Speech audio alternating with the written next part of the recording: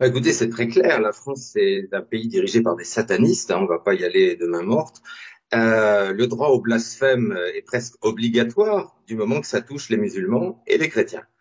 Pour le reste, c'est très exactement l'inverse, puisque là, bon, mon cas personnel, c'est une chose, mais j'ai surtout une pensée aujourd'hui pour Hervé Ryssen. Je ne suis pas forcément d'accord avec lui sur tout, mais qui, pour avoir écrit des livres sur le judaïsme ou autre, est en prison pour 19 mois, n'est-ce pas? 19 mois fermes.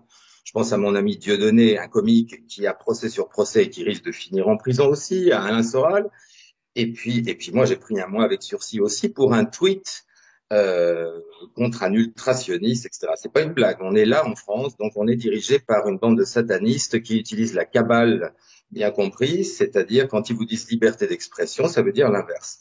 La seule liberté d'expression qu'il y a en France, c'est la liberté d'applaudir Netanyahou, et on n'a jamais vu ça à ce degré-là. On pensait avoir atteint le pire avec Sarkozy, et en fait non. Mais c'est pas tellement la question de Macron lui-même, c'est la question du fait du contrôle total sur la France des institutions ultrasionistes.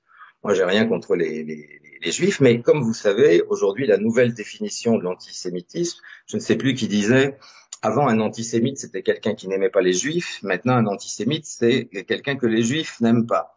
Et donc, on est arrivé à un point où toutes les personnes qui ne se couchent pas devant la politique d'Israël sont harcelées financièrement, évidemment, poursuivies en justice, et puis, quand ils ne baissent pas les yeux, jetés en prison. Voilà, le vrai visage de la France d'aujourd'hui, c'est ça. C'est ça, et j'ai une pensée pour Hervé Ryssen et toute sa famille, parce qu'il est là-bas pour 19 mois, et peut-être plus, et pour avoir écrit des livres. Voilà, il n'a menacé personne, mais c'est comme ça. Et ça pend au nez d'Alain Soral, de Dieudonné et de moi-même, bien que je ne sois pas en France, et d'autres, parce que ça va s'étendre. Et on est dans cette situation-là. Ça tient aussi beaucoup du fait qu'il y a quelques mois, l'antisionisme a été criminalisé, c'est-à-dire qu'il y a eu une loi qui est passée, qui assimile l'antisionisme à l'antisémitisme et donc criminalise l'antisionisme. Ce qui fait que, par exemple, moi je donnais des concerts pour les Palestiniens régulièrement en France. Bon, non seulement c'est interdit, mais maintenant vous avez des procès. Et puis aller critiquer ou même répondre à une menace d'un sioniste connu à la télévision et vous faites de la prison. Voilà le degré de dictature réelle où on est. C'est la dictature totale. Voilà, totale. Ce qui n'empêche pas la France, évidemment, ce qui n'empêche pas les dirigeants français de donner des leçons de démocratie à l'Iran ou à la Turquie ou à d'autres pays, bien sûr. Voilà.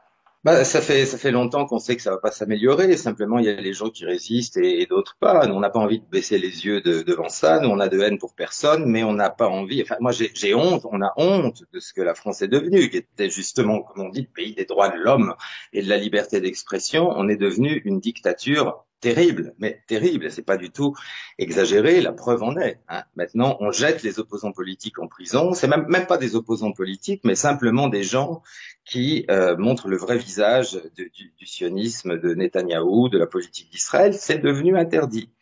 Alors, si vous le faites une fois, on vous menace, on vous fait un procès, on vous prend votre argent. Si vous le faites deux fois, on vous jette en prison. Je veux dire, la politique française est totalement tenue par ce qu'on sait. Et donc là, on dit Macron, bien évidemment, vous pouvez imaginer que j'ai pas d'affection pour cet homme-là, c'est le moins qu'on puisse dire.